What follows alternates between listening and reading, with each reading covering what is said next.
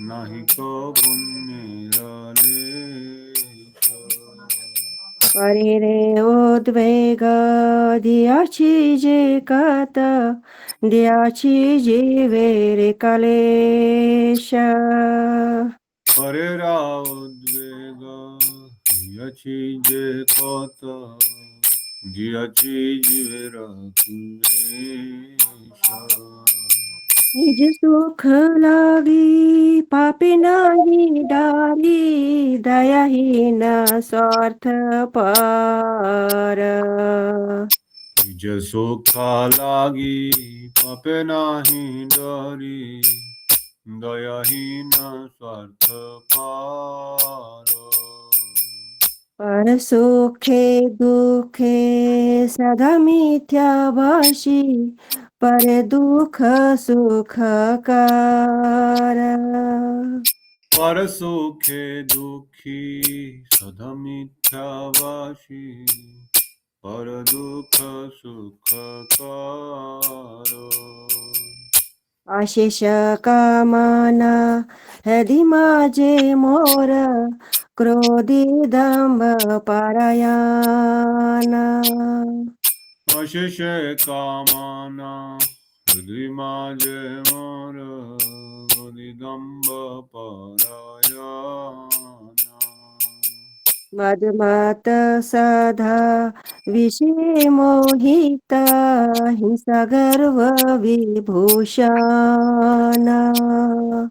मदमात सदा विषये मोहित हिंसा गर्व विभूषण।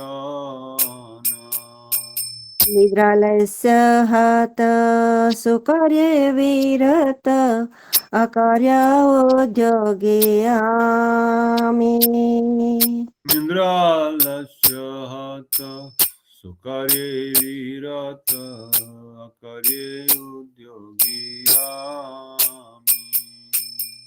प्रतिष्ठा लागिया शठया चरण लोभहत सदा कामी प्रतिष्ठा लागिया शठ आचरण लोभहत सदा कामी।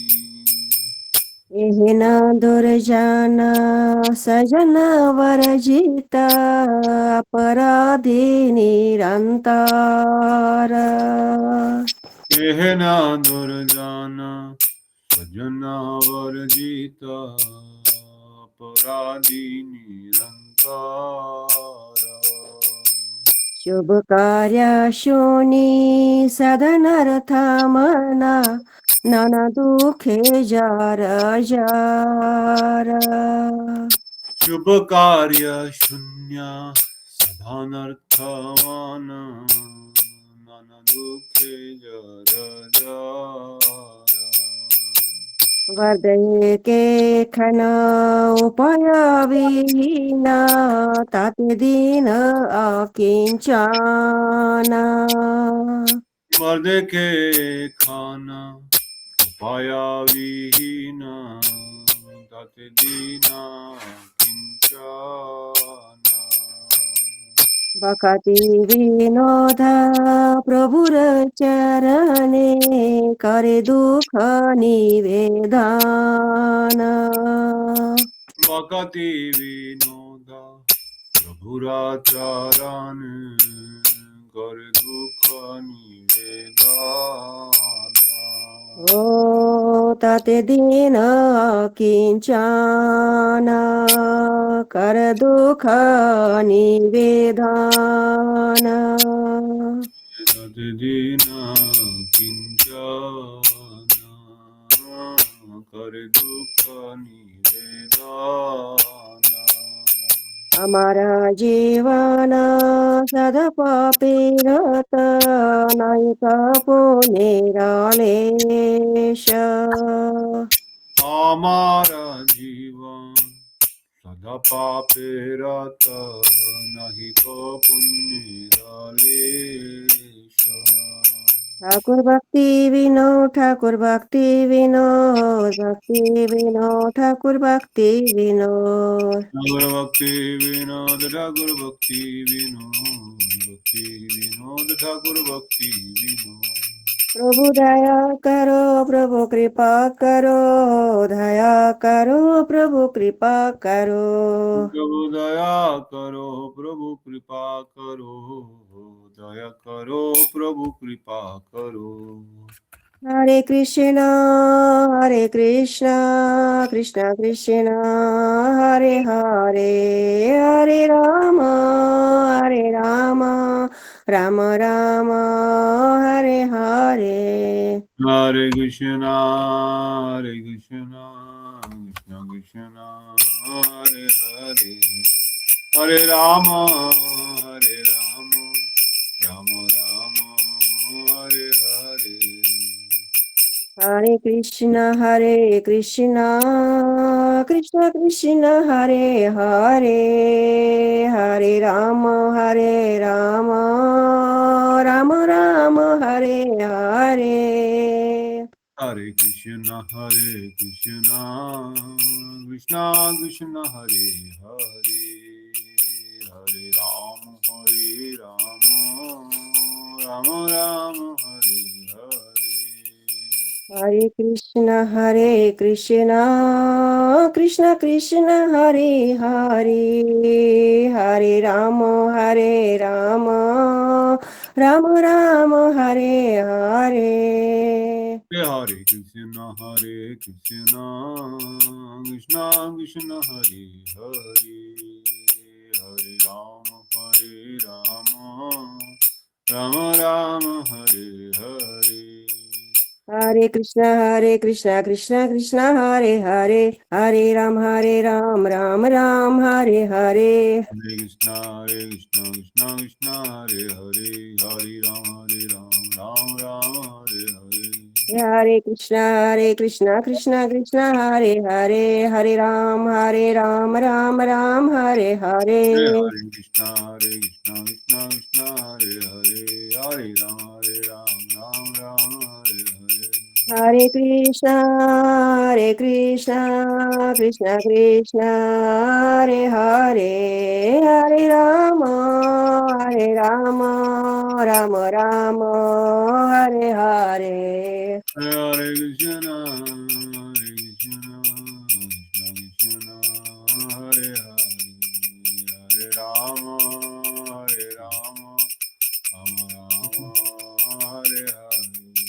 नित गौर हरि बोल, हरि बोल, हरि बोल, हरि Jai बोल। Guru Hari Bol, Hari Bol, Hari Bol.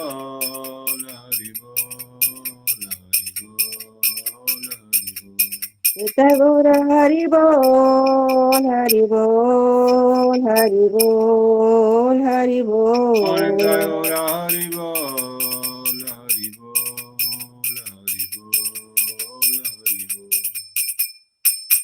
जय गुरुदेवा, जय गुरुदेवा, गुरुदेवा, जय गुरुदेवा। जय गुरुदेवा, जय गुरुदेवा, गुरुदेवा, जय गुरुदेवा। जय प्रभुपाद, जय प्रभुपाद, प्रभुपाद, शिल प्रभुपाद। जय प्रभुपदा, जय प्रभुपदा, प्रभुपदा, श्रील प्रभुपदा। जय गौर प्रेमानंदे, हरि हरि बोल। हरि हरे हरि कृष्णा, हरि। दंडवत प्रणाम सबको। बहुत सुंदर। इसका अर्थ है, हाँ प्रभु जी, हाँ। पढ़ लो। अहो, मैं सारा जीवन पाप कर्मों में ही लगा रहा। मैंने लेश मात्र भी पुण्य नहीं किया, परंतु कितनी ही दूसरे जीवों का उद्वेग दिया।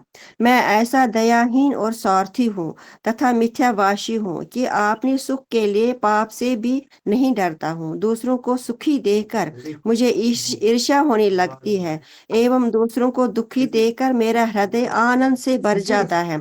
मैं बड़ा ही क्रोधी एवं दंभिक हूँ। अनंत प्रकार की सांसारिक कामनाओं मेरा हृदय भरा हुआ है। मैं विषयों के मद में प्रमत्त हूँ तथा हिंसा और गर्व मेरे आभूषण स्वरूप है। निद्रा एवं आलस ग्रस्त होने के कारण सत्कार्यों में मेरी लेश मात्र भी रुचि नहीं होती, परंतु दुष्कर्मों में मेरा मन स्वतः ही रम जाता है। मैं परम कामी हूँ। दूसरों से प्रतिष्ठा प्राप्त करने के लिए मैं कपटता पूर्ण व्यवहार करता हूँ। हे प्रभु, मैं ऐसा ऐसा दुर्जन हूँ कि वैष्णवों का संग तो मैंने कभी किया ही नहीं, अपितु निरंतर मैं उनके चरणों में अपराध करता रहता हूँ। मेरा अनर्थग्रस्त मन शुभ कर्मों को त्याग कर पाप कर्मों में ही लगा रहता है, जिसके फलस्वरूप नाना प्रकार के दुखों से जर्जरित हो रहा है। श्री भक्ति विनोद ठाकुर भगवान के श्री चरणों में अपना दुख निवेदन कर रहे हैं। हे प्रभु, अब तो व्यर्थ काल उपस्थित हो गया है, इससे बचने का कोई उपाय भी नहीं है और मैं आप तो अकिंचन हूँ। हरे कृष्ण। तो इस प्रकार से भक्तिविनोद ठाकुर की ये प्रार्थना हम सब के लिए कि किस प्रकार हमारा जीवन सदा पाप कर्म में रत रहा, दूसरों को कष्ट देने में हमने कभी भी कोई कमी नहीं छोड़ी।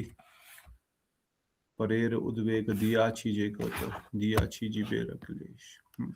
और दूसरों को कष्ट होते हुए देखकर मुझे बड़ा अच्छा लगता है, दूसरों के सुख को देखकर बड़ी जलन होती है।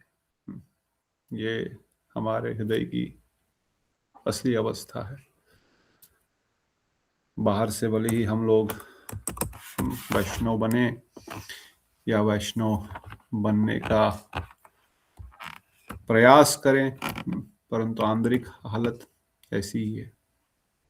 ये तो निरंतर ऐसी अवस्था तब सही रूप में प्रकट होती है जब हमारे जो अपने नहीं है, जो अपने हैं उनके प्रति तो ऐसी भावना कभी आएगी नहीं, परंतु जिनको हम अपना नहीं मानते हैं उनके प्रति इस प्रकार की द्वेष की भावना, इस प्रकार के दुख की भावना निरंतर हृदय में जागृत होती रहती है। इसलिए भक्तिविनोद ठाकुर ये प्रार्थना करते हैं कि आप कृपा करके मेरे इन दोषों को शोधन कीजिए, मेरे हृदय की कामनाओं को, जिन्होंने मेरे हृदय को घेर के रखा हुआ है, उनको खत्म कीजिए। मैं क्रोधी हूं, मैं दाम्भिक हूं, सदा मदमत रहता हूं। इस प्रकार शराबी को होश नहीं रहता, उसको बोलते हैं मदमत होना। शराब के नशे में जिस प्रकार शराबी बेहोश रहता है, उसी प्रकार भी मैं भी अपने मद में इसी प्रकार का भी अपने सौंदर्य का, अपने धन का, अपने बुद्धि का, अपने पावर का, शक्ति का, अपने किसी भी प्रकार का मद हो सकता है। मद खाली शराब का नहीं होता है, परंतु इस अपने मद के कारण मैं निरंतर ही पाप कर रहा हूं। इसलिए आप मुझे इन विषयों से निकाल करके अपनी चरणों की छाया डाल दीजिए, क्योंकि निरंतर निद्रा आलस्य में हत होकर के मैं अच्छे कार्य नहीं करता हूं, प्रतिष्ठा के लिए यहाँ वहां भटकता रहता हूं। इस दुर्जन पर कभी भी मैंने मेरे हतेशियों, मेरे साधुओं का संग नहीं किया जो मेरे भला चाहते हैं। निरंतर मैंने कृपणों का, निरंतर मैंने विदेशियों का संग किया, जिससे मेरा मन भी दुखित है और शरीर भी जर्जर हो गया है। अब बुढ़ापा आ गया, अब कोई उपाय नहीं दिख रहा है। इसलिए हे ठाकुर, आप कृपा करके मुझ पे ऐसी कृपा करें कि मुझ पे इन दोषों का निवारण करके अपनी प्रेम भक्ति प्रदान करें। यही प्रार्थना श्री भक्तिविनोद ठाकुर हम बद्ध जीवों की ओर से कर रहे हैं, और इन्हीं भावों को हम भी हृदय में धारण करते हुए बड़ी दीनता के साथ अपना साधन भजन करेंगे और केवल कृष्ण प्रसन्नता के लिए, गुरु वैष्णव की प्रसन्नता के लिए अपना जीवन, अपने दिनचर्या, अपना साधन, संसारिक हो या आध्यात्मिक, केवल उनकी प्रसन्नता के लिए ही हमारा साधन रहेगा। तो इसी प्रकार से सभा को आगे बढ़ाते हुए हम लोग चैतन्य भागवत इस शनिवार और रविवार को सुनते हैं। कल हाउस प्रोग्राम के कारण हम लोग नहीं पढ़ पाए, पर आज आगे बढ़ते हैं, चैतन्य भागवत को प्रारंभ करते हैं मंगलाचरण के साथ। सीधा चैतन्य भागवत का ही मंगलाचरण करेंगे, इसे सब लोग बोलने का प्रयास करें। अजान लंबित भुजौ कनकावदातो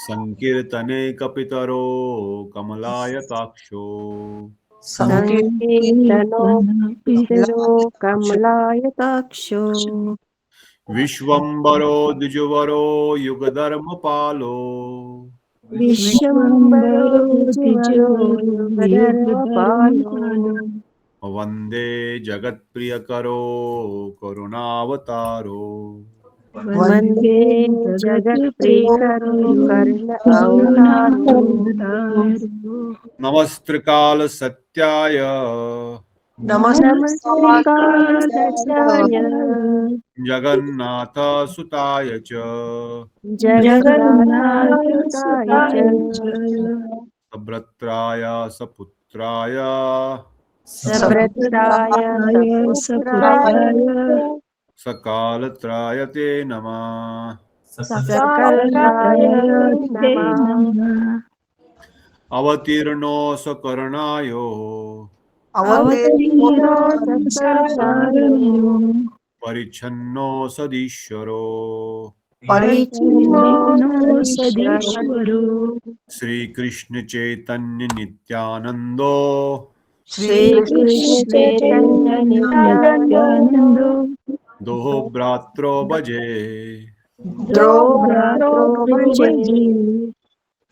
तो सर्वप्रथम आराध्य गुरुदेव नितलीला प्रविष्टोम विष्णुपाद परमहंस परिवजकाचार्य युगाचार्य रसिकाचार्य श्री श्रीमद् भक्तिवेदांत नारायण गोसाई महाराज जी के अभय चरणों में अनंत अनंत दंडवत प्रणाम करते हुए उनके हेतु कृपा की प्रार्थना करते हैं। तत्पश्चात अभय चरणारविंद भक्तिवेदांत स्वामी प्रभुपाद आचार्य के श्री परम गुरुदेव भक्ति प्रज्ञान केशव गोसाई महाराज जगत गुरु भक्ति सिद्धांत ठाकुर श्री प्रभुपाद समस्त रूपान और गुरुवर्गों के चरणों में दंडवत प्रणाम करते हुए उनके हेतु कृपा की प्रार्थना करते हैं।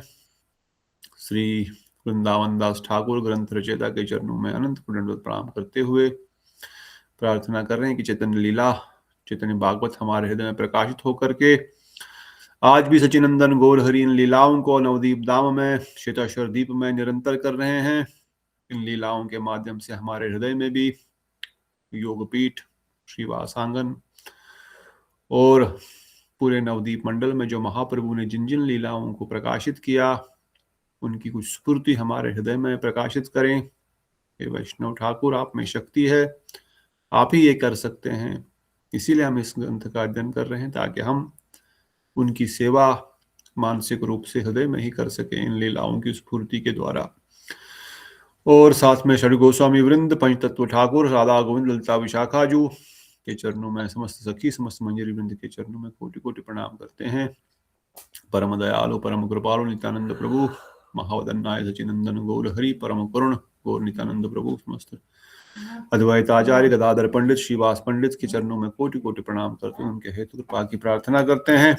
और एकत्रित भक्त वृंद, सभा में आए हुए समस्त वैष्णव वैष्णवी गुरु भाई हरे कृष्ण, दंडवत प्रणाम प्रभु जी। स्वीकार करें। प्रतिभा दीदी, बिमला दीदी, बिटा दीदी, सचिनंदन प्रणाम।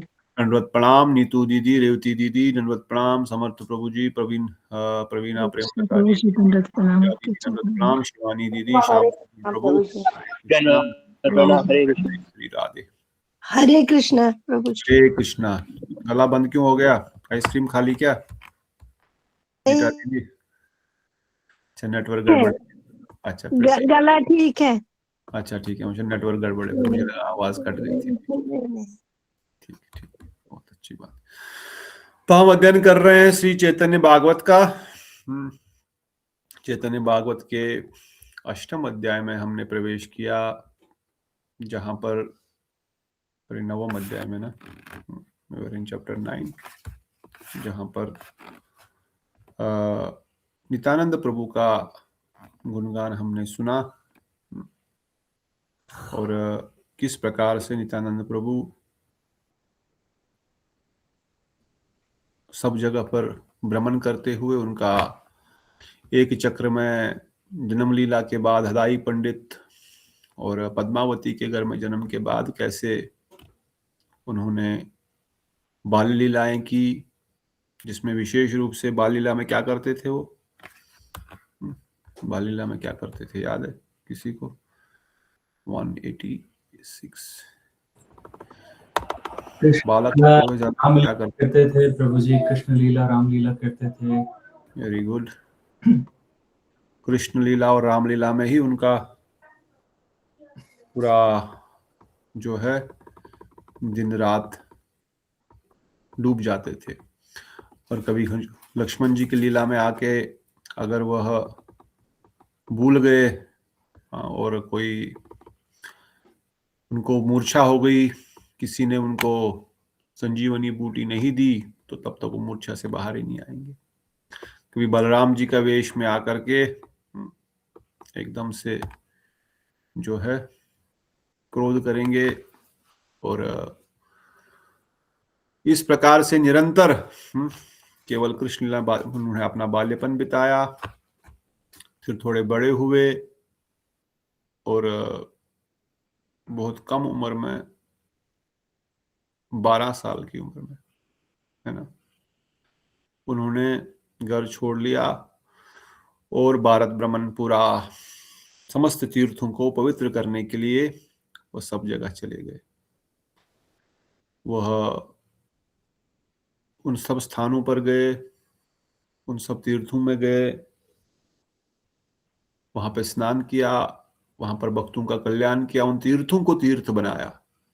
तीर्थ करंति तीर्थानि, तीर्थों को तीर्थ बना दिया, क्योंकि तीर्थों पे लोग आकर के अपने पाप छोड़ देते हैं और तीर्थ भी परेशान हो जाते हैं। हमारा कल्याण कैसे होगा? जब भगीरथ महाराज ने गंगा देवी को बुलाओ तो गंगा देवी बोले मैं तो नहीं आऊंगी। इतनी तपस्या करने के बाद फाइनली आप तक पहुंचने का मौका मिल गया, अभी आप बोल रहे मैं नहीं आऊंगी। क्यों नहीं आएंगे? बोले वहां पर सब पापी लोग सब पाप छोड़ देंगे, तो मेरा कल्याण कैसे होगा? इतने पापों को मैं कहां से अपने बोझा उठाऊंगी अपने सर पे?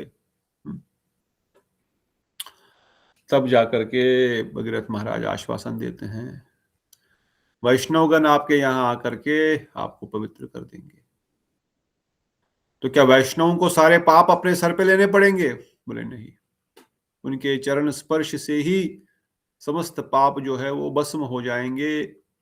और वह जिस प्रकार एक रुई का बड़ा सा ढेर एक तीली मात्र लगाने से राख बन जाता है, उसी प्रकार केवल उनका चरण स्पर्श से समस्त प्रकार पहाड़ जैसे पाप जो है खत्म हो जाते हैं, भस्मसात हो जाते हैं। इंसान प्रभु बहुत सारे स्थानों पर गए जिनका हमने पिछली बार श्रवण किया, और नित्यानंद प्रभु के साथ साथ ही हमने भी उन स्थानों का दर्शन मानसिक रूप से किया, प्रणाम किया, थोड़ा चरणामृत ग्रहण किया और नित्यानंद प्रभु की कृपा की। फिर महाप्रभु नित्यानंद प्रभु वृंदावन आए, वृंदावन में कुछ समय रहे, और फिर हमने सुना किस प्रकार वह माधवेंद्रपुरी पाद से मिले। और माधवेंद्रपुरी पाद से जो कि कृष्ण भक्ति, जो शुद्ध भक्ति, जो रस भक्ति के मूल है, यहां से ही ब्रज रस की भक्ति प्रारंभ होती। यहां तक माधवाचार्य के जितने भी शिष्य हुए उन्होंने दास्य रस की उपासना करी और साथ ही साथ तत्व विचार में ज्यादा उन्होंने अपने समय को और अपने विचारों को और अपने साधन को उसमें स्थापित किया। दास्य भाव और तत्व विचार, ये उनका मेन जो था कंट्रीब्यूशन था।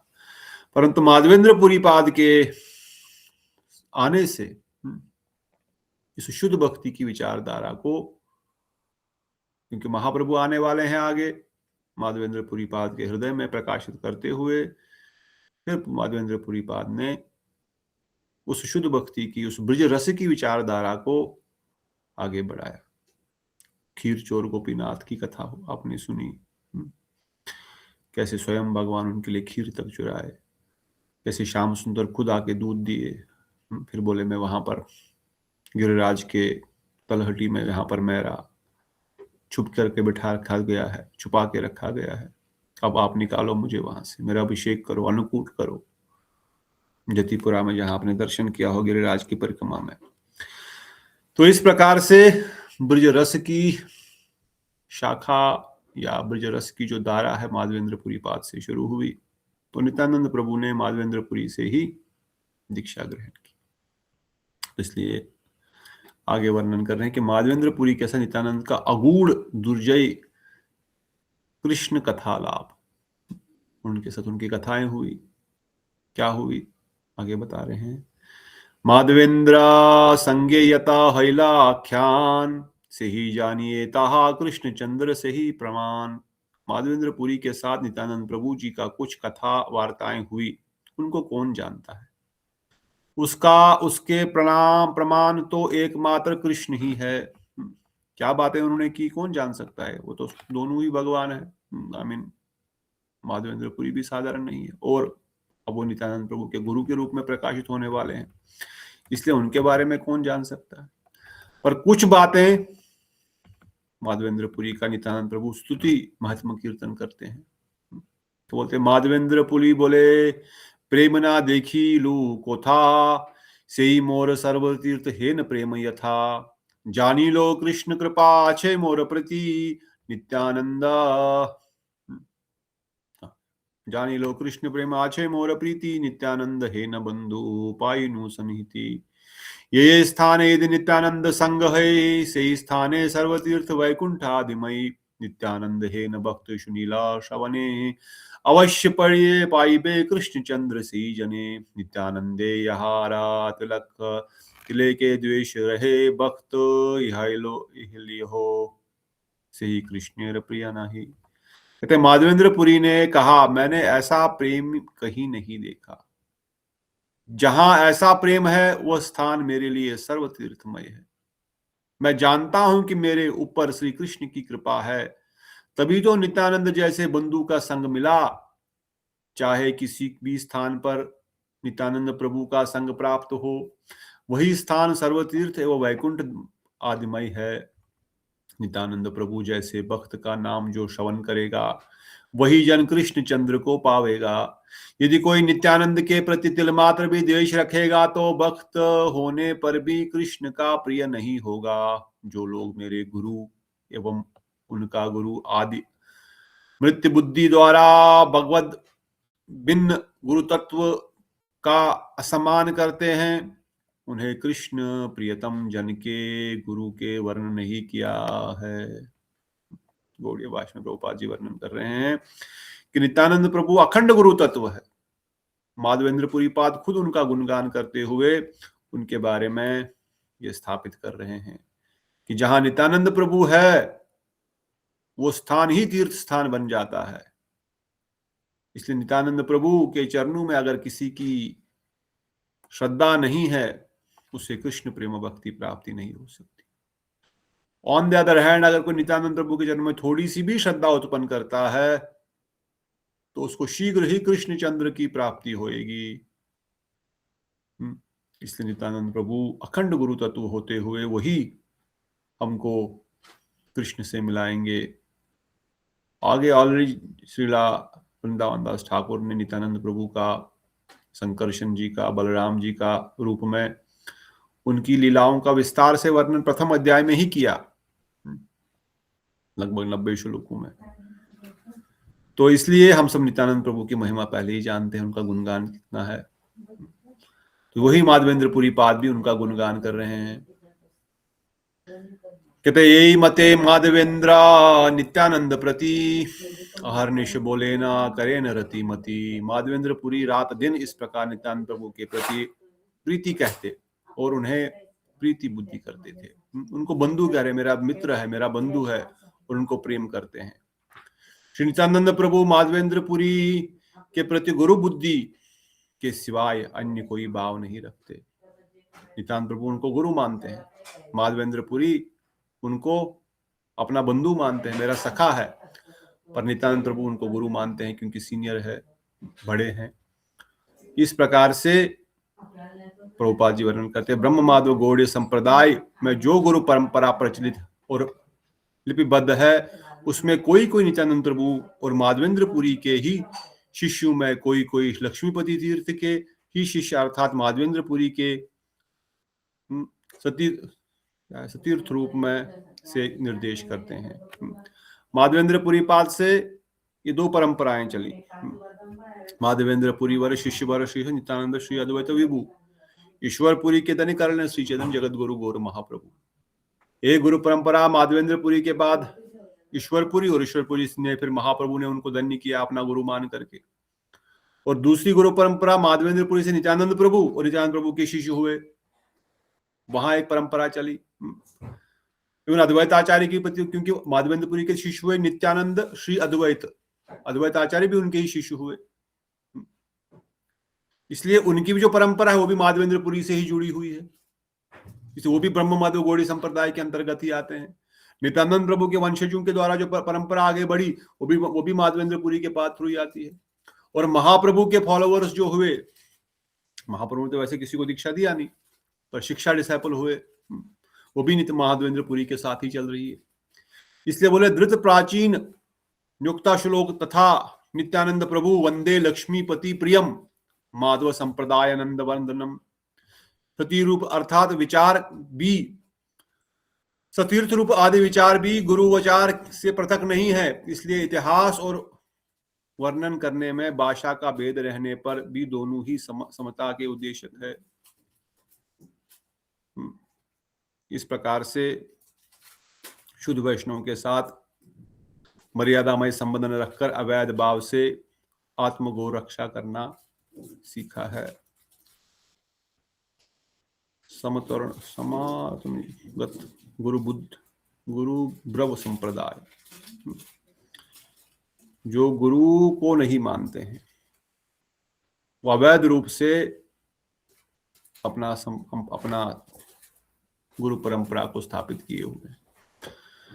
इवन हमारे वृंदावन में जाएंगे तो बहुत सारे आपको नित्यानंद संप्रदाय के भी वैष्णव दिखेंगे।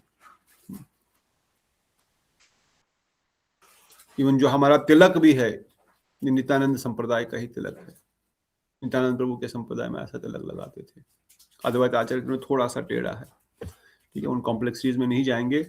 अर्थात महाप्रभु हो या नित्यानंद प्रभु हो या अद्वैत आचार्य प्रभु, इन सब माधवेंद्र पुरी के ही अनुगति में इन्होंने अपना दीक्षा शिक्षा स्वीकार किया।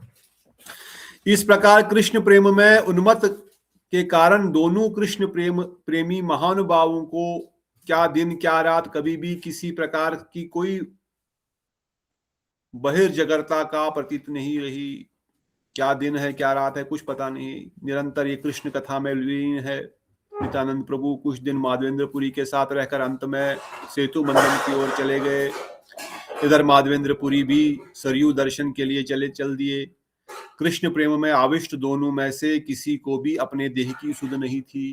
कुछ दिनों बाद नित्यानंद प्रभु भी चले गए और माधवेंद्र पुरी भी चले गए। माधवेंद्र सरयू की ओर चले गए, अयोध्या की ओर चले गए, और नित्यानंद प्रभु सेतु बंध की ओर चले गए। इसलिए दोनों के परस्पर बिछुड़ने पर विरह से दोनों का जीवन की रक्षा हो गई। यदि उस समय ब्रह्मा बाह्य दशा होती तो क्या इस विरह में दोनों का प्राण रहते? अगर दोनों साथ में रहते तो निरंतर कृष्ण के विरह की चर्चा करते करते शायद दोनों के बाहरी दृष्टिकोण से जो हमारा शरीर, जो उनका शरीर ही शायद वो प्राण ही चल मर ही जाते। इसलिए किसी कारण से योग माया के प्रभाव से नित्यानंद प्रभु भी एक दिशा में चले गए, दूसरी दिशा में चले गए।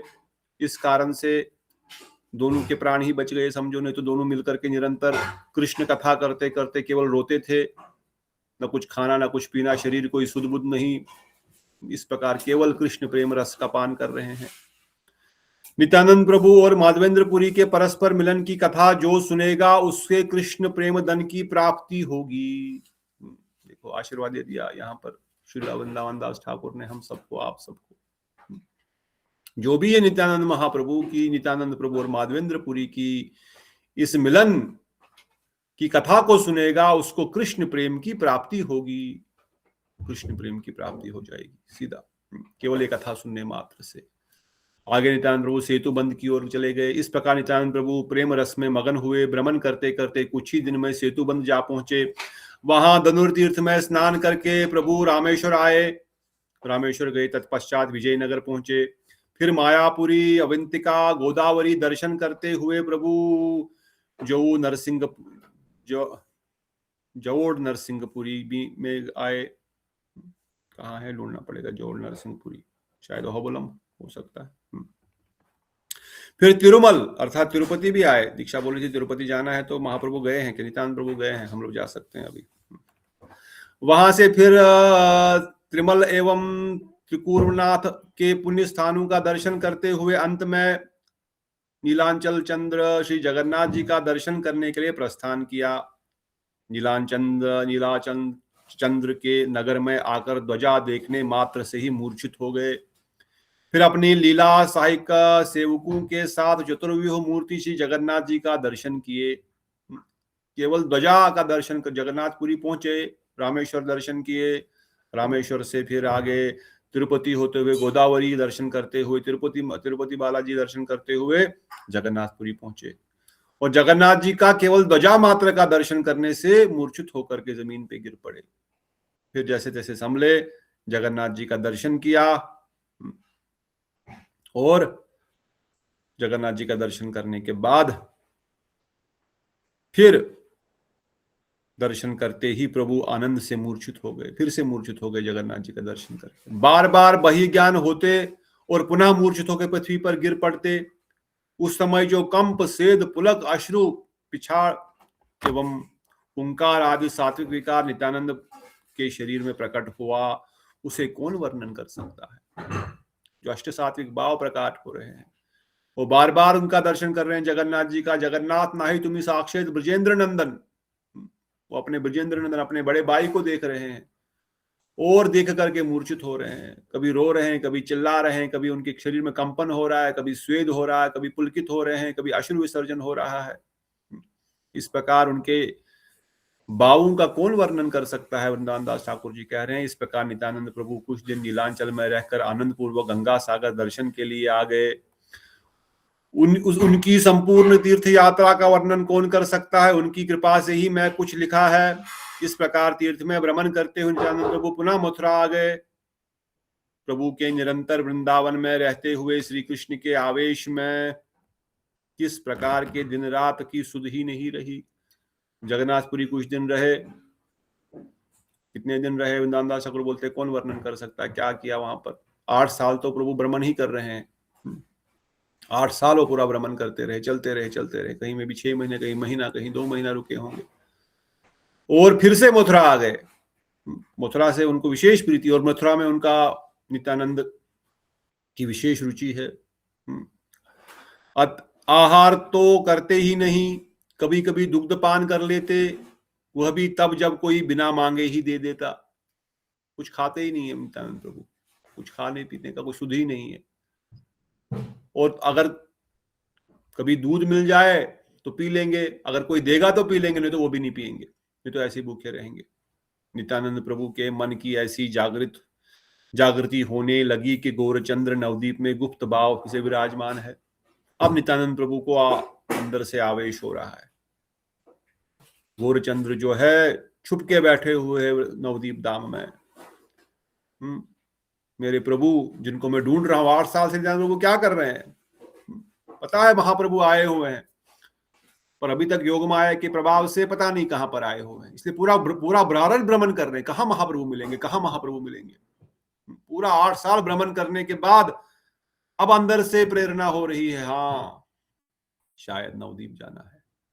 जब प्रभु अपने ऐश्वर्य का प्रकाश करेंगे तभी मैं जाकर उनकी सेवा करूंगा। अंदर से पता लग गया, पर जब वो अपने आप को प्रकाशित करेंगे, अपने ऐश्वर्य दिखाएंगे, तब तो मैं जाके सेवा करूंगा।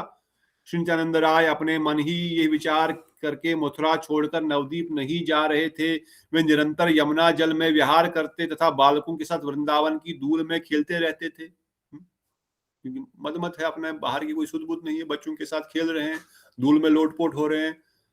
मैं नहीं जाऊंगा महाप्रभु से, जब तक वो बुलाने नहीं आएंगे, जब तक वो वहां पर अपना ऐश्वर्य प्रकट नहीं करेंगे। तथापि नित्यानंद प्रभु सर्वशक्तिमान है, तब भी उस समय उन्होंने किसी को कृष्ण भक्ति प्रदान नहीं की।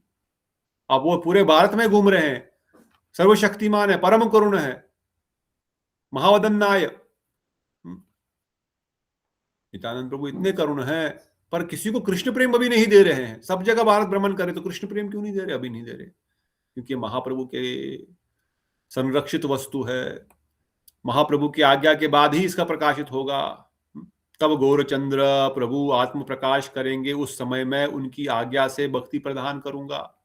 जब महाप्रभु आज्ञा देंगे, अमार आज्ञा गुरु होइया तारो ए देश, जा रे देखो तारे कहो कृष्ण उपदेश, तब मैं इसको प्रदान करूंगा। नित्यानंद प्रभु भी महाप्रभु की कृपा से ही इसको प्रदान करते हैं। स्वयं गौर कृष्ण से अभी नित्यानंद प्रभु ने शुद्ध सत्व विग्रह बलदेव स्वरूप और एकमात्र गौर कृष्ण प्रेम के साधन प्रदाता होने पर भी अपने नित्य से श्रीमन महाप्रभु के साक्षात आज्ञा या उनके नाम प्रेम प्रचार लीला काल अथवा इच्छा का उल्लंघन करके तीर्थदार के समय किसी पर भी कृपा अथवा नाम प्रेम वितरण या प्रचार नहीं किया। स्वतंत्र ईश्वर श्रीमन महाप्रभु जिस समय अपनी इच्छा से अहेतु की कृपावश दीन जीवों के निकट अपना तत्व प्रकाश करेंगे, उस समय नित्यानंद प्रभु भी उनके साथ ही पामर जीवों का के द्वार द्वार पर हरिनाम प्रदान करेंगे, प्रचार करेंगे। क्यों नहीं कर रहे हैं? वो बोल रहे हैं जब महाप्रभु आज्ञा देंगे तब जाकर के मैं करूंगा।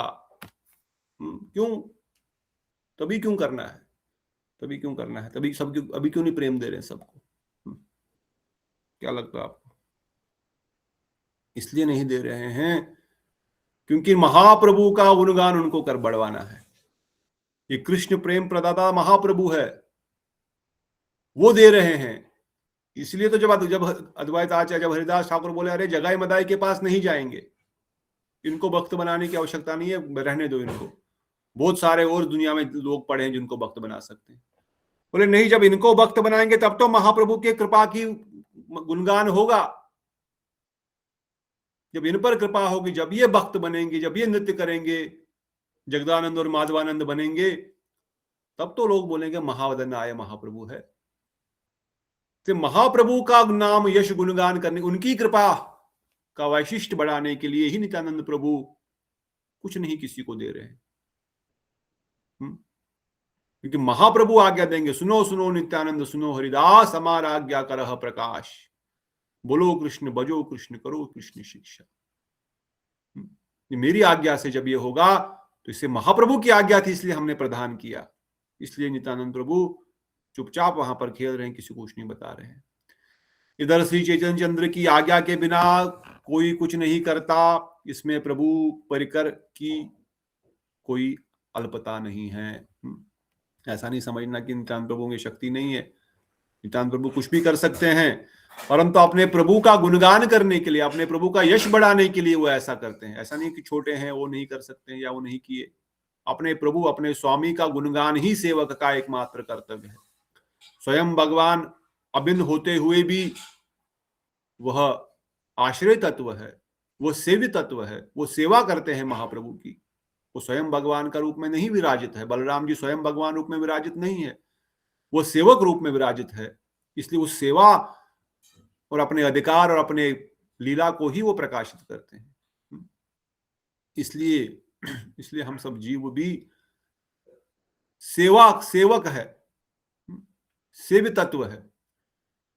कभी भी सेव्य तत्व भोग करेगा तो सुखी नहीं हो सकता। इसलिए आत्मा कभी भी भोग की प्रवृत्ति नहीं करती है। भोग की प्रवृत्ति शरीर का होता है, भोग की प्रवृत्ति मन की होती है। मन और शरीर भोग मांगता है, पर आत्मा जो है वो परम पवित्र है। आत्मा केवल भगवान, इसलिए बताया जीवेर स्वरूप हो नित्यर कृष्णदास। हाँ? जीव का स्वरूप भगवान कृष्ण की दास है और जीव है जीवात्मा,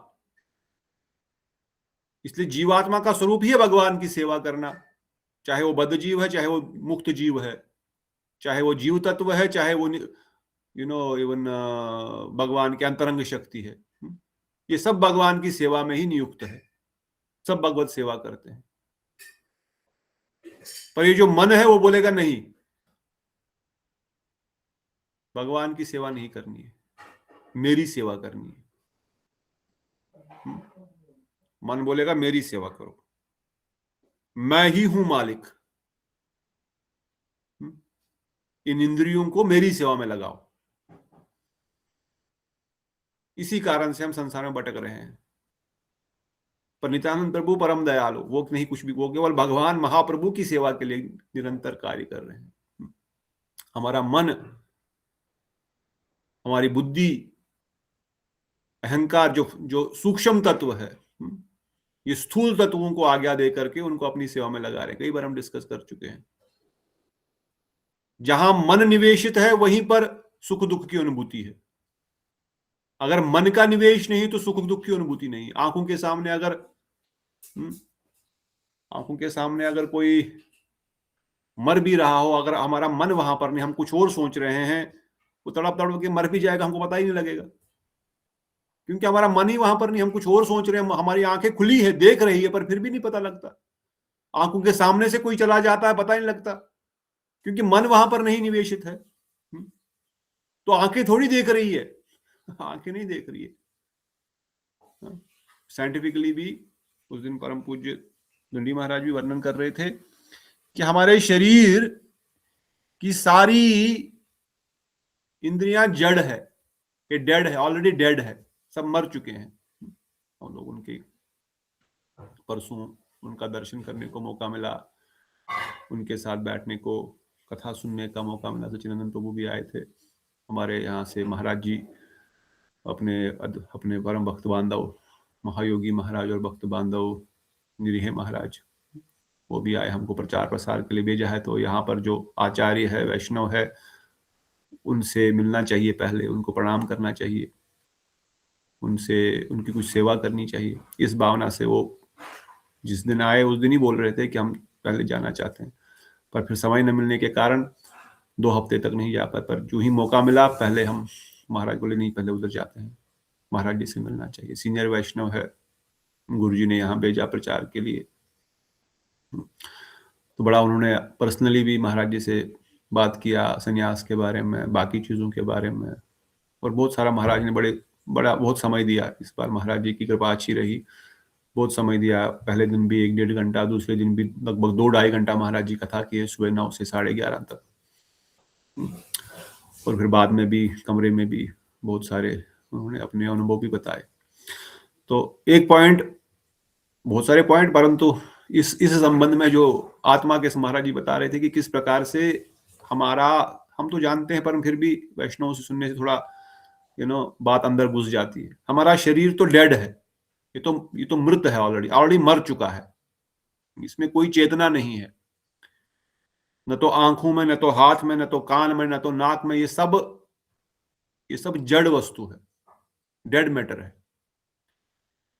क्योंकि आत्मा इसके अंदर है, इसलिए मन बुद्धि भी है। और आत्मा बाहर निकलेगी तो ये वैसे ही पड़ जाएगा, फिर हिलेगा डुलेगा भी, काम भी नहीं करेगा। तो अगर लॉजिकली भी देखा जाए तो सारा कार्य तो आत्मा के द्वारा हो रहा है, आत्मा की प्रेजेंस के द्वारा ही सारी आंख, नाक, हाथ, काम, सभी सब काम कर रहे हैं। अदरवाइज से पहले ही मर चुके, ऑलरेडी मरे हुए हैं। और उसी प्रकार से मन ही इन चीजों को देख रहा है। आंखों के माध्यम से, भले ही हम आंखों के माध्यम से देख रहा हो, पर देख मन रहा है। उनको मीडियम बनाया गया है। सुख दुख की अनुभूति ये मन कर रहा है, सुख दुख की अनुभूति मन कर रहा है। और ये मन ने मान के रखा है कि मैं मालिक हूं, मुझे भोग करना है, मुझे एंजॉय करना है। इसलिए मन इंद्रियों को अपने भोग की वस्तु लाने को दे रहा है। और इसलिए आत्मा क्या है, वो सो गई है। आत्मा को एक प्रकार से सुप्त कर दिया गया है, बेहोश कर दिया गया है। उसका जो स्वरूप है उसको एनेस्थीसिया दिया गया है। बता रहे थे, एनेस्थीसिया जब किसी को दिया जाता है तो कुछ पता नहीं लगता, क्या हो रहा है कुछ पता नहीं लगता। क्यों? क्योंकि तब उनके समस्त इंद्रियों को सुला दिया जाता है, फिजिकल इंद्रियों को। और मन को जब इंद्रियों के माध्यम से कोई इंपुट ही नहीं मिल रहा है तो वो क्या एक्शन लेगा? परंतु जिनका स्वरूप, जिनका आत्म स्वरूप प्रकाशित हो चुका है, उनको मन बुद्धि अहंकार से काम नहीं, मन बुद्धि अहंकार उनको नहीं चलाता है। मन बुद्धि अहंकार से नहीं देख, वो इस मन से नहीं चीजों को देख रहे हैं। अगर वो इस मन से चीजों को देखते तो इंद्रियां तो बेहोश होगी, फिर वो कैसे देख पाते हैं? जैसे गुरुदेव का एग्जाम्पल हमने देखा, जब गुरुदेव का ऑपरेशन हुआ था हार्ट का, आप सबने लीला सुनी है। पूरा एनेस्थीसिया दे दिया और सबको लगा गुरुदेव तो सब बेहोश है, अभी कुछ नहीं है। पर गुरुदेव ने एक एक शब्द बताया, कौन डॉक्टर क्या बोला, कौन नर्स क्या बोली, आपने कैसे काटा, कैसे देखा, कैसे निकाला, कैसे किया। तो कैसे संभव? इंद्रियों से इनपुट तो मन को मिला नहीं, क्योंकि वो जो आत्म स्वरूप है जिसमें वो स्थापित है, जो गुरुदेव अपने निज स्वरूप में स्थापित है, उस स्वरूप से वो देख रहे हैं शरीर को क्या कर रहे हैं, शरीर में क्या काट चाट हो रही है। क्योंकि उनका तो शरीर चिन्मय है ना, उनका तो शरीर और आत्मा, भले ही शरीर उन्होंने हम सब बद्ध जीवों की सेवा के लिए समाधित कर दिया, परंतु मेन तो वो उनकी चेतना जो है वो शुद्ध चेतना है, वो आत्म चेतना है। उससे ही वो सब अपने सब चीजों को देख रहे हैं। इसलिए वो इतना एनेस्थीसिया देने के बाद भी उनको कोई असर ही नहीं, क्योंकि उनका तो सेंसेस है ही नहीं, उनकी मेटीरियल सेंसेस है ही नहीं ना। उनकी हमारी तरह आंख, नाक, कान, हाथ, ये तो नहीं है ना। इसलिए क्या उनको एनेस्थीसिया करेगा? क्या उनको बेहोश करने से बेहोश होंगे? वो कैसे बेहोश होंगे? आत्मा कोई बेहोश हो सकती है? नैनम छंदंति शस्त्र नैनं गहति पावन चन कलोदन चौ मारुता न शोचती मारुता। न इसको कोई जला सकता, न काट सकता, न सुखा सकता, न तो फिर कैसे उसको कुछ कर सकते? क्योंकि वो आत्म स्वरूप में स्थापित है। इसलिए जिनकी चेतना आत्म स्वरूप की हो गई है वो अपने आप को भगवान का दास मानते हैं और वो केवल भगवत सेवा में ही निरंतर लगे हुए हैं। परंतु जो मन के वशीभूत है, जिनकी आत्मा अभी सुप्त है, अभी सो रही है, क्योंकि आत्मा की आंखें, आत्मा के कान अभी चल ही नहीं रहे हैं, सब कुछ मन के द्वारा चल रहा है और जड़ इंद्रियों के द्वारा चल रहा है। इसलिए वो निरंतर अपने भोग के और अपने शरीर के ही आनंद के बारे में सोचते रहते हैं। पर जो ही कृष्ण भजन होगा, कृष्ण कथा होगी, ये आत्मा को जगाएगा, ये आत्मा को जगाने का काम करता है। कृष्ण कथा उस सोई हुई आत्मा को जगा रही है। ये नाम कीर्तन कृष्ण सोई हुई कथा को, आत्मा को जगा रहा है। ये महामंत्र जब सोई हुई आत्मा को जगा रहा है। ये बोलते हरे कृष्ण कृष्ण कृष्ण हरे हरे, हरे राम राम राम हरे हरे। कि हे राधा रानी, हरे शब्द से क्या अर्थ है? हरती, हरे शब्द से किसका नाम है? सब लोग इधर ही है कि नहीं? हाँ है तो सही सब। हरे हरे किसको बोलते हैं?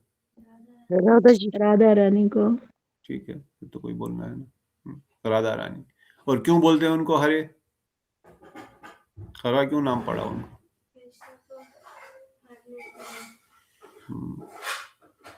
बोलो, दीक्षा तो बोल रही है। और कोई? कृष्ण के मन को भी हर लेती है, उनके दिल को भी हर लेती है। कृष्ण के चित्त को हरण कर लेती है। हरती इति राधा, जो श्री कृष्ण के मन को हरण कर रही है। इसलिए राधे, आप श्री कृष्ण के मन को हरण कर रहे हो और हमारा मन कहाँ लगा हुआ है?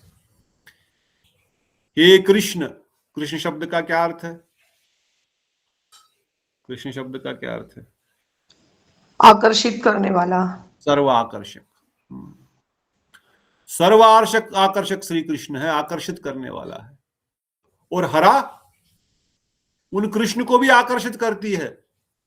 कितनी शक्ति है उनमें। हाँ? हरा नाम में, हरे में या राधा रानी में, या हरे शब्द विशेष रूप से राधा रानी का नाम हरे, हरा रूप में हरी, हरा और हर। हर कौन है? हर कौन है? हर भी कोई है कि नहीं? अरे हर हर महादेव। हर हर महादेव तो है, बट इस महामंत्र में कहाँ पर है? महामंत्र तो फिर इष्टदीप का है ना, मंत्र में कहीं नहीं है। राधा कृष्ण का ही है ना। नहीं, मंत्र में कहीं नहीं। कल से आप ये नहीं बोलना कि सुबह में एक नया मंत्र बना दिया, हरे हर हर। नहीं, महामंत्र में कहीं नहीं है। मैं बोल रहा हूँ हर, हरे और हर। ये तो हर शब्द आ गया, हरे शब्द यहाँ कहीं, महा शिव जी कहीं नहीं है। तो हरे राधा रानी,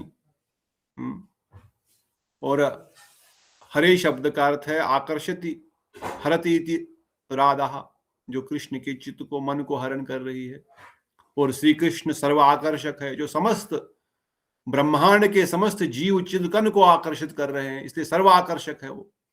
और जब हम हरे कृष्ण पुकार रहे हैं तो हम बोल रहे हैं हे ठुकरानी राधा ठुकरानी, हे सर्व आकर्षक श्री कृष्ण, हमें अपनी सेवा में लगाओ, हमें अपनी सेवा में लगाओ। क्यों?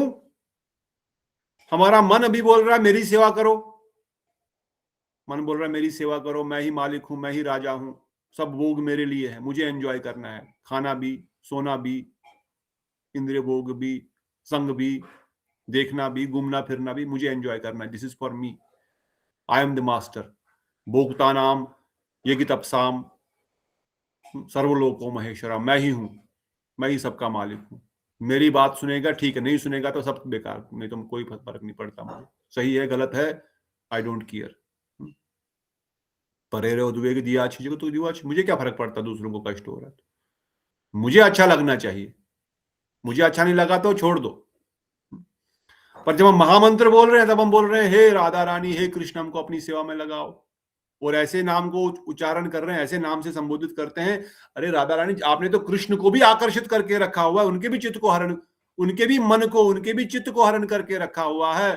और हे कृष्ण आप तो सर्व आकर्षक है, आपने तो सबको आकर्षण करके रखा हुआ है, तो मुझे क्यों नहीं आकर्षित कर रहे हो, मुझे भी अपनी सेवा में लगाओ। तो बार बार बार बार बार बार हम ऐसा पुकार रहे हैं।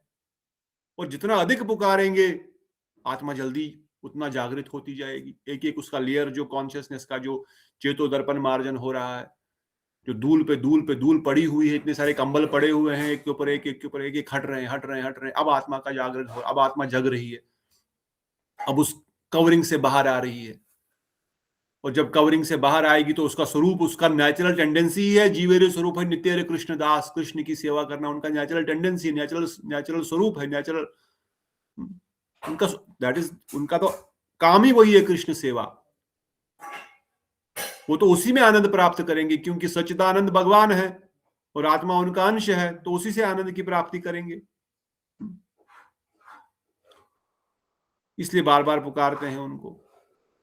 पर यहां मन मानेगा नहीं, मन बोलेगा नहीं, प्रतिष्ठा से आशीष आठा आचरण, अभी जो भजन गाया, मेरी प्रतिष्ठा का क्या होगा, मैं तो मालिक हूं, मैं तो बड़ा हूं, मैं तो सबसे बलवान हूं, मेरी बात नहीं सुनोगे, मन रिवोल्ट करेगा।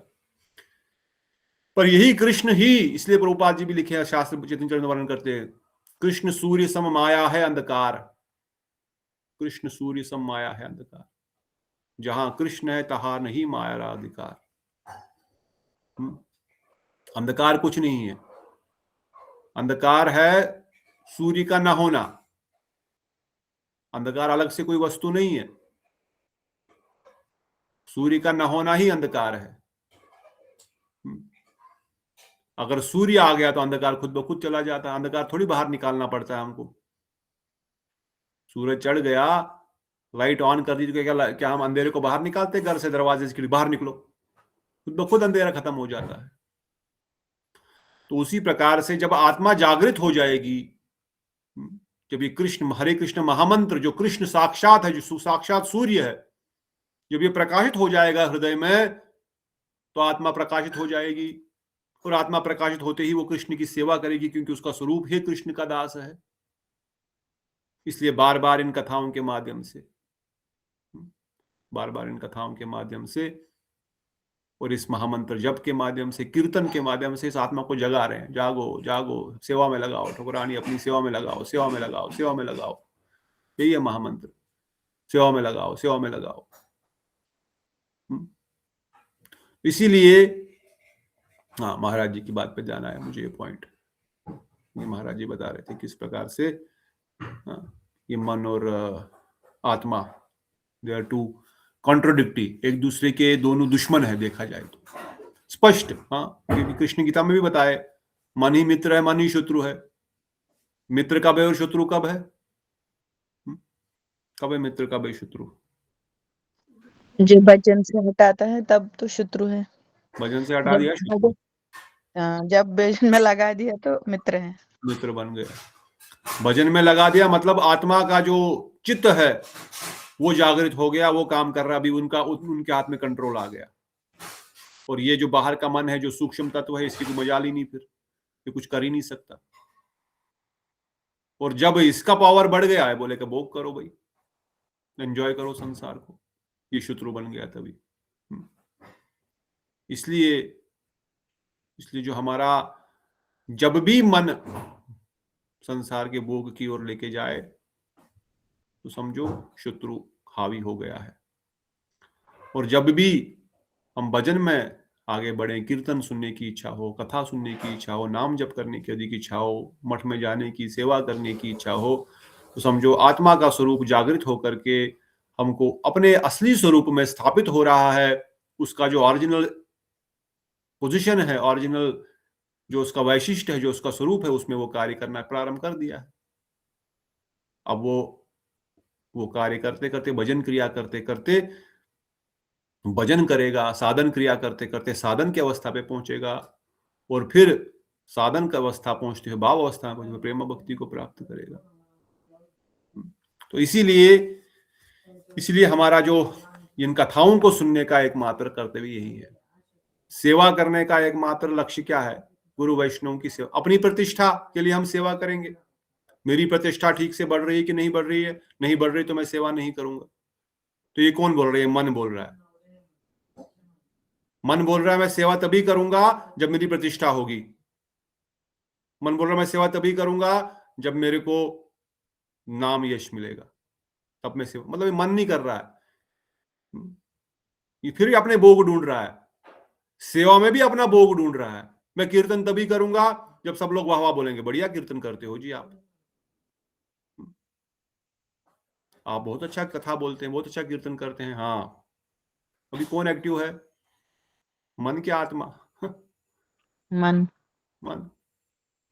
और आत्मा क्या बोलेगा? मैं तो कृष्ण का दास हूं।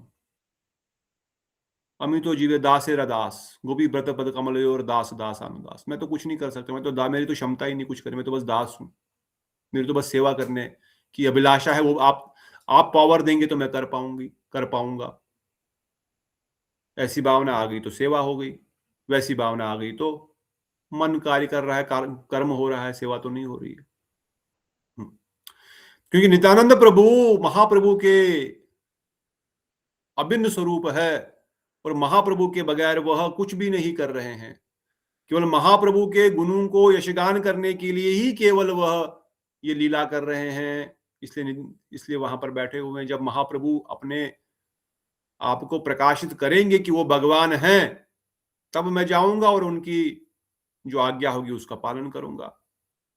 इसलिए कह रहे हैं क्या अनंत देव, क्या शिव, क्या ब्रह्मा आदि देवता सभी चैतन्य श्री चैतन्य चंद्र की आज्ञा अनुसार हरता करता एवं पालक है। क्या ब्रह्मा, क्या विष्णु, क्या महेश, ये सब महाप्रभु की आज्ञा अनुसार ही कार्य कर रहे हैं।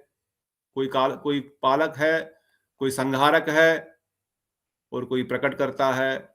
इसलिए इस बात से जो पापी मन में दुखी हो, वे पापी सर्वथा वैष्णव के लिए अदर्शनीय है। अगर कोई इससे दुखी हो जाए, अरे किस बात से दुखी हो जाए कि ब्रह्मा विष्णु महेश सब चैतन्य महाप्रभु के अनुगत्य में ही कार्य कर रहे हैं, कोई बोलेगा ऐसे कैसे बोल रहे, विष्णु भी, ब्रह्मा भी, शिव जी भी? अरे कहते वो पापी, अगर कोई ऐसा पापी है, वह पापी वैष्णव की आदर्शन, उनका दर्शन भी वैष्णव नहीं करेंगे। प्रत्यक्ष ही देखो, इस त्रिभुवन में सबने नित्यानंद प्रभु द्वारा ही कृष्ण प्रेम प्रधान, कृष्ण प्रेम धन प्राप्त किया है। आप प्रत्यक्ष देख लो, प्रमाण की, प्रत्यक्ष को प्रमाण की क्या आवश्यकता है?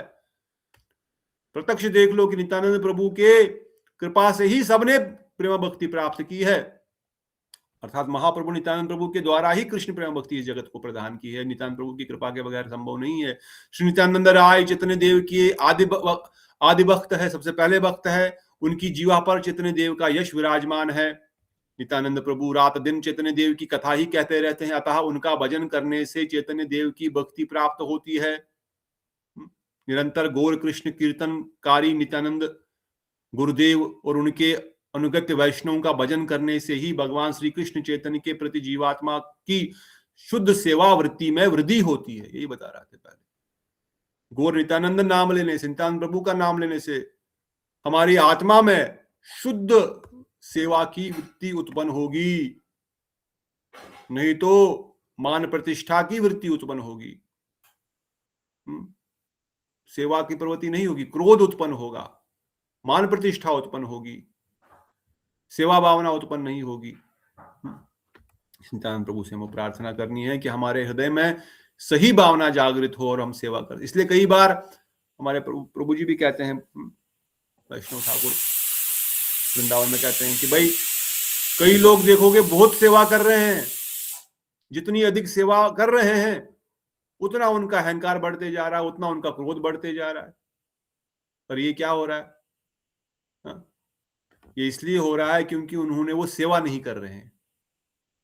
वो बर्तन पटक रहे हैं, चेयर तोड़ रहे हैं, झगड़ा कर रहे हैं, गाली दे रहे हैं। अरे वो दिन भर तुम नाम कर रहे हैं, सेवा में लगे हुए हैं, रगड़ रहे हैं चीजों को, फिर क्या हो रहा है? ये पवित्रता क्यों नहीं आ रही? हाँ, इसलिए हो रहा है क्योंकि उनका लक्ष्य जो है, उनका मन में प्रतिष्ठा, नाम प्रतिष्ठा की अभिलाषा अंदर फंसी पड़ी है। वो कार्य कर रहे हैं, लगता है सेवा कर रहे हैं, पर वो सेवा नहीं कर रहे, वो एक कर्म कर रहे हैं। और वो कर्म भी क्योंकि क्रोध में कर रहे हैं, उसमें तमोगुण का वृद्धि हो रही है। पर हमको लग रहा है हम ठाकुर जी के लिए आरती कर रहे हैं, ठाकुर जी के लिए बर्तन धो रहे हैं, ठाकुर जी के लिए पोछा मार रहे हैं, ठाकुर जी के लिए खाना बना रहे हैं। इसलिए वृत्ति चेंज करनी पड़ेगी अपने मन की। इस वृत्ति को आत्मवृत्ति है कृष्णदास, जिसमें मैं भगवान की सेवा के लिए ही उत्पन्न हूं, उनकी सेवा ही मेरा एकमात्र कर्तव्य है। इसलिए हे आदिदेव नित्यानंद राय, आपकी जय हो, आपकी जय हो। आपकी कृपा से ही चैतन्य देव की का महत्व स्फूर्ति होती है। श्री चैतन्य देव की कृपा से ही नित्यानंद की मृति है होती है। नित्यानंद, श्री नित्यानंद प्रभु के तत्व को जान लेने से कहीं भी कोई आपदा नहीं होती रहती, आपदा नहीं रहती। जो नित्यानंद तत्व को जान गया उसके कोई आपदा नहीं आएगी, कोई विघ्न नहीं आएगा।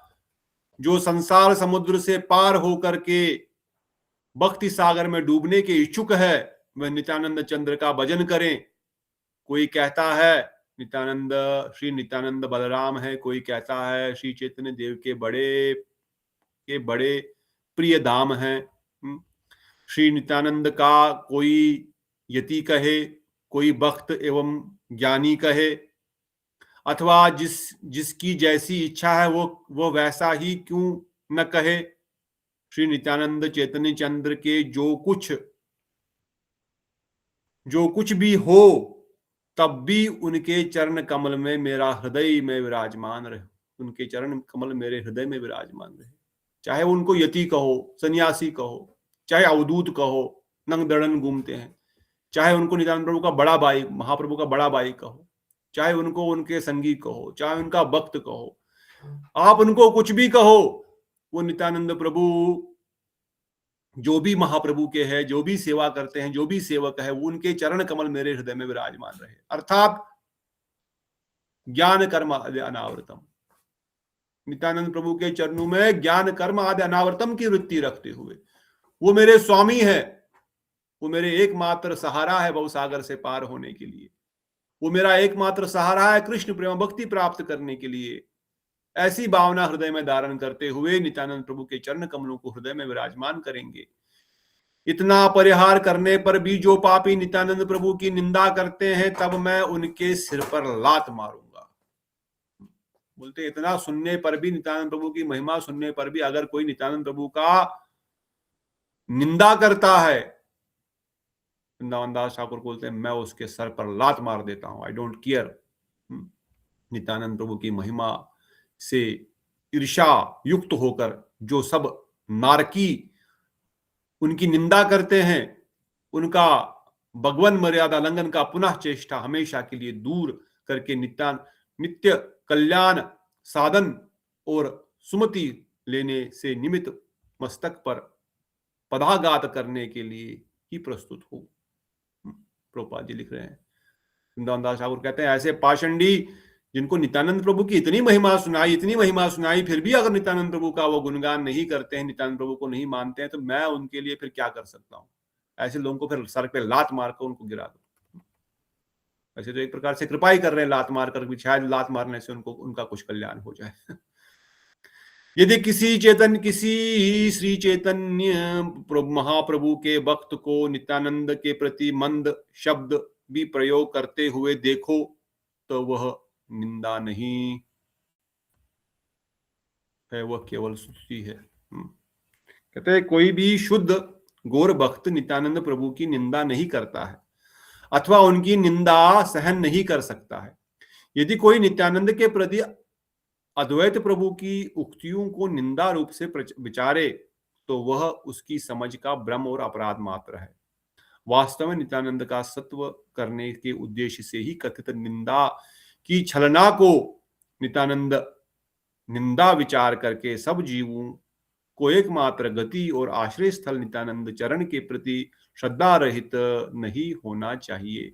क्या बता रहे हैं अद्वैत आचार्य, क्यों नित्यानंद प्रभु की निंदा कर रहे हैं?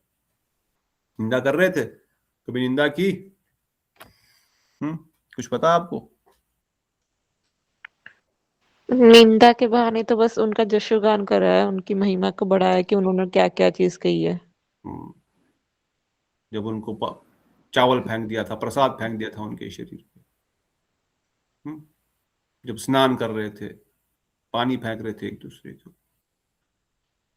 तो नित्यानंद प्रभु की निंदा नहीं कर रहे अद्वैत आचार्य, उनका गुणगान कर रहे हैं। हे अवधूत, हे मलंग, तुमको कोई सुध बुध नहीं है, तुम क्या कर रहे हो?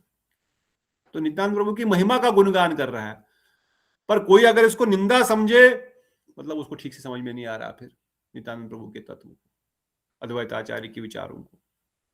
क्योंकि सभी वैष्णव नित्य शुद्ध जीव ज्ञानवान है, उनके भीतर जो तुम कलह देखते हो वो सब कौतुक है, वो केवल मजाक है, वो केवल खेल है, जो एक दूसरे को चावल फेंक रहे हैं, खेल रहे हैं, सब मजाक है। इसमें जो किसी एक के पक्ष में होकर दूसरे की निंदा करता है, उसका अंत में नाश हो जाता है। इससे पक्षपात भी नहीं करना, अरे अद्वैत आचार्य की ही गलती है, उन्होंने गलती किया, नित्यानंद प्रभु को ऐसा ऐसा बोला। नहीं, नित्यानंद प्रभु की गलती, उनको ऐसा नहीं करना चाहिए था। नहीं, एक दूसरे का पक्षपात करोगे तो नाश हो जाएगा, अर्थात भक्ति से नाश हो जाएगा, भक्ति से विनाश गिर जाओगे। नित्यानंद के प्रति अनादक होकर यदि कोई उनके पथ का अनुसरण करे, तो वह निश्चय ही गौरचंद्र को प्राप्त कर लेगा। जो नित्यानंद प्रभु के चरण कमलों को उनके बताए हुए रास्ते पे चलेगा, नित्यानंद प्रभु जो बोल रहे हैं, गौर बोले नित्याय देन सकल समल गौर नाम लो, उसको अवश्य कृष्ण प्रेम होगा। ये कहे क्या कभी ऐसा दिन भी होगा जब मैं श्री चैतन्य महाप्रभु व नित्यानंद प्रभु के चारों ओर से भक्त वृंद वेष्टि रूप में दर्शन करूंगा? सर्वभाव से नित्यानंद प्रभु मेरे स्वामी हो, मेरी यही इच्छा है कि मैं उनके होकर ही गौरचंद्र का भजन करूं। कब ऐसा समय आएगा? नित्यानंद प्रभु बैठे हैं, महाप्रभु बैठे हैं, अद्वैत ठाकुर, गदाधर पंडित, गौर वैष्णववृंद बैठे हुए हैं, और सब लोग महासंकीर्तन कर रहे हैं श्रीवास आंगन में। अभी भी चल रहा है, इस समय भी चल रहा है। काश मुझे भी ऐसा एक दिन मौका मिले, मैं भी उस महासंकीर्तन का दर्शन करूं और उनके बीच में बैठूं मैं भी। क्या ऐसा कभी दिन आएगा? ऐसा दिन कब आएगा, ऐसी प्रार्थना कर रहे हैं। मेरी यही अभिप्राय है कि मैं जन्म जन्म में नित्यानंद स्वरूप के पास श्रीमद् भागवत का अध्ययन करूंगा।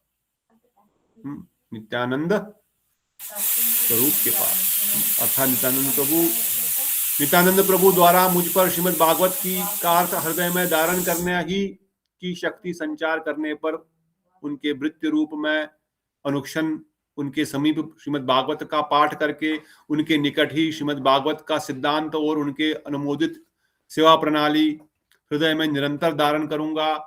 अपने स्वार्थ के वशवर्ती होकर नित्यानंद गुरुदेव के पाद पद लंघन करके जिससे अभिन्न नित्यानंद श्रीमद् भागवत ग्रंथ का इंद्रिय तोषण के लिए व्यवसाय रूप से व्यवहार नहीं करूंगा। कब मैं नित्यानंद प्रभु के सामक्ष रह करके उनसे ही एक भागवत कथा सुनूंगा, उसको हृदय में धारण करूंगा, उसका व्यापार बिजनेस नहीं करूंगा, पढ़ाऊंगा नहीं क्योंकि मुझे पैसा देंगे। महाप्रभु श्री गौरचंद्र आपकी जय हो, जय हो। आपने मुझे नित्यानंद प्रभु को दिया था और आपने ही उन्हें फिर मुझसे ले लिया। इसे प्रार्थना कर रहे हैं। जब भी हे महाप्रभु आप ऐसी कृपा कीजिए, तब भी हे महाप्रभु, जब भी नहीं तब भी महाप्रभु आप ऐसी कृपा कीजिए कि जिस प्रकार भी हो आप एवं प्रभु नित्यानंद ही मेरे चित्तवृत्ति बनी रहे। आपने ही दिया, आपने ही उनको लिया, पर मेरी ऐसी चित्तवृत्ति बनाए रखिए कि मैं क्या आप एवं नित्यानंद प्रभु मेरी चित्तवृत्ति बनी, आप में और नित्यानंद प्रभु में मेरा मन जो है वो लगा रहे। श्रीमन महाप्रभु ने मेरी तरह दीन जन के प्रति अहेतु की कृपा प्रकाश करके नित्यानंद प्रभु को मेरे गुरु रूप में प्रधान पूर्वक अनुग्रह वितरण किया है एवं नित्यानंद प्रभु ही लीला संगोपन में उन्होंने ही फिर उनको मेरे निकट से ग्रहण कर दिया है। हे प्रभु, उनकी एवं आपकी लीला संगोपन हेतु आदर्शन से मेरी चित्तवृत्ति जैसे अन्यत्र द्रवित हो न हो, इस प्रकार कृपा करना। क्या कि कृपा करना कि मैं निरंतर आपके चरण कमलों के, आज नित्यानंद प्रभु के चरण कमलों की सेवा में निरंतर संलग्न रहूं। इस उक्त द्वारा ग्रंथकार ने प्रत्येक श्री गुरुदास को दैन्य और स्वरूप धर्म की शिक्षा प्रदान की है। सभी जो गुरु वैष्णव है, जो गुरुदास है, जो गुरु के सच्चे भक्त है, वो ऐसी भावना धारण करेंगे। श्री नित्यानंद राय आपके परम भक्त है, आपकी कृपा बिना अर्थात आपके दिए बिना उनको कोई नहीं पा सकता। महाप्रभु से प्रार्थना कर रहे हैं कि आप ही दे सकते हो नित्यानंद प्रभु को, आप ही उनके देने वाले हैं। जब तक गौरचंद्र ने अपने को प्रकाशित नहीं किया तब तक नित्यानंद प्रभु वृंदावन आदि स्थानों में ही भ्रमण करते रहे। अंत में बता रहे हैं जब तक उन्होंने अपने आप को प्रकाशित नहीं किया तब तक नित्यानंद वृंदावन में ही रहे। और फिर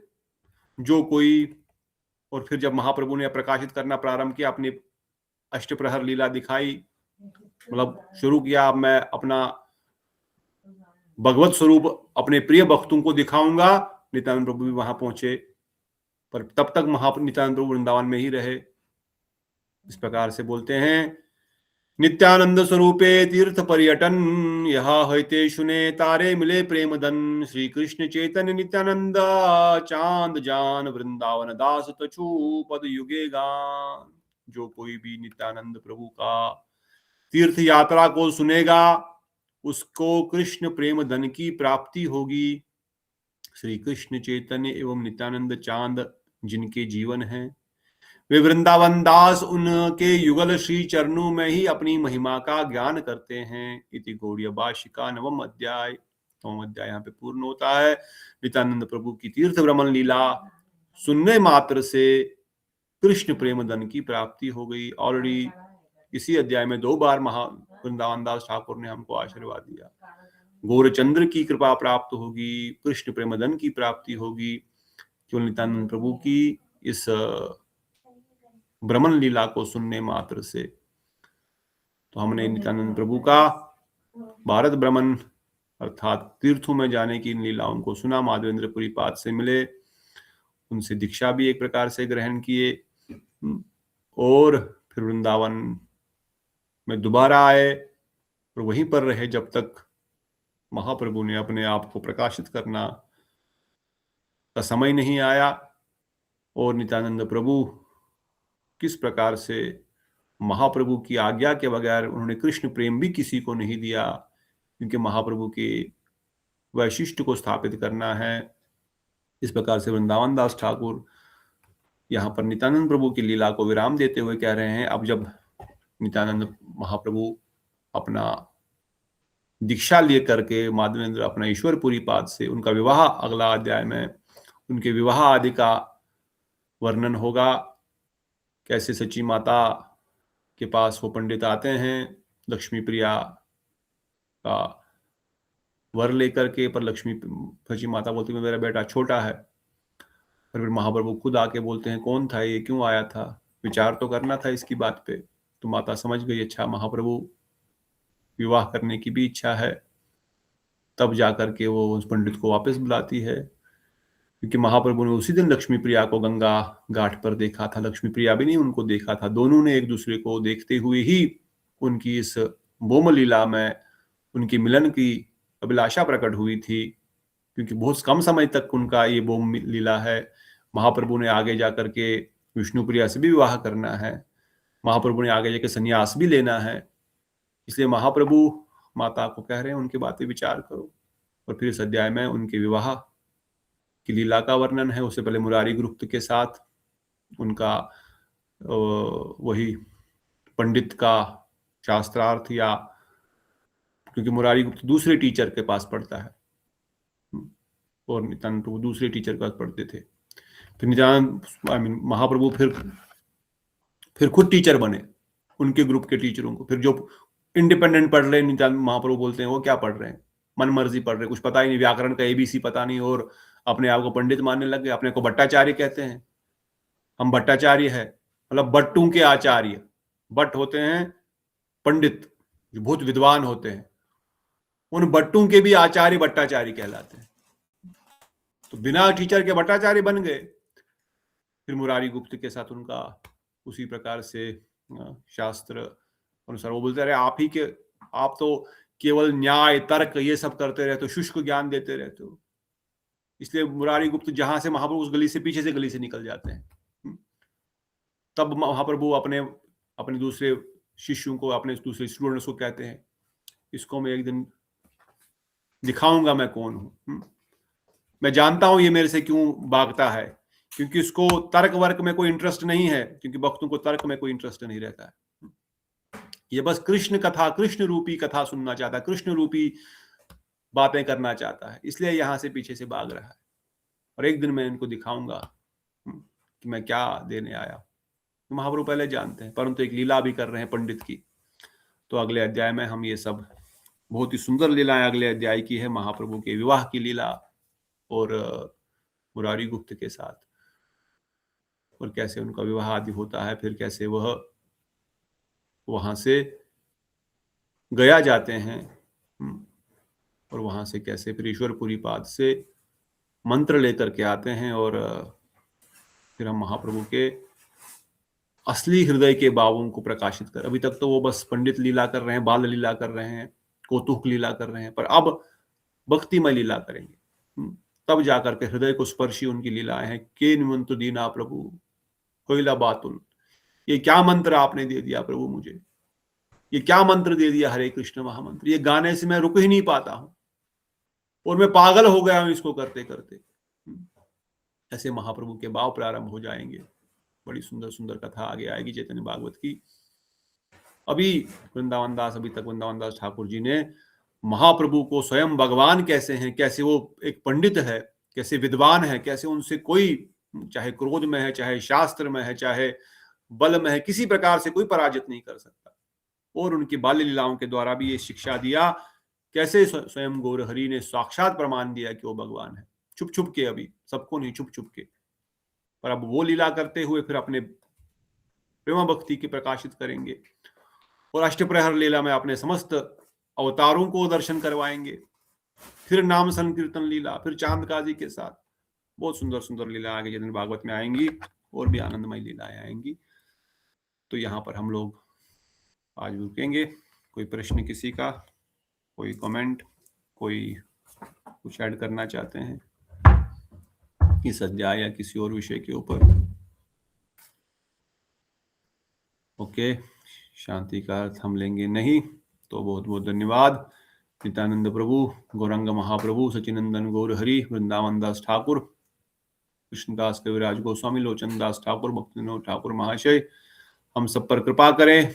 गौर नित्यानंद की इन मधुर लीलाओं के हमारे हृदय में स्फुर्त होकर के उनकी सेवा हम हृदय से कर सकें, अपने उस आत्म स्वरूप को प्रकाशित करते हुए उसकी नित्य स्वरूप, उसकी सेवावृत्ति को हम जागृत करके उनकी सेवा में नियुक्त हो पाए, यही उनके चरणों में बार बार प्रार्थना है। बोलो परम करुण गौर नित्यानंद प्रभु की जय, महावदनाय सचिनंदन गौर हरि की जय, प्रेम प्रदाता श्री गौर नित्यानंद प्रभु की जय, अनंत अनंत की जय, राधा गोविंद गोपीनाथ मदन मोहन ललिता विशाखा जू की जय, रूपानुग गुरु परंपरा की जय, श्री प्रभुपाद की जय, रसिकाचार्य युगाचार्य कृष्ण नारायण कृष्ण महाराज गुरुदेव की जय, अनंत कोटि वैष्णव की जय, आर्य वृंद की जय, निताई गौर प्रेमानंदे। प्रणाम चंद्रकांता दीदी, कविता दीदी, नीतू दीदी, बिमला दीदी, नंदवत प्रेमलता दीदी, नंदवत हरे कृष्ण हरे कृष्ण प्रणाम, प्रभु जी दंडवत प्रणाम। प्रभु दंडवत, वीर कृष्ण प्रभु दंडवत, कृष्ण चौरसिया प्रभु जी दंडवत प्रणाम, प्रिंसी दीदी दंडवत, श्याम प्रभु दीदी दंडवत प्रणाम प्रभु जी, हरे कृष्ण। दंडवत प्रणाम जय प्रभु जय जी। श्री राधे, सबको इंद्र की जय, अद्वैत ठाकुर की जय, गाधर की जय, श्रीवास ठाकुर की जय, श्री मायापुर धाम की जय, वृंदावन धाम की जय, गिरिराज गोवर्धन की जय, नित्याई गौर प्रेमानंदे।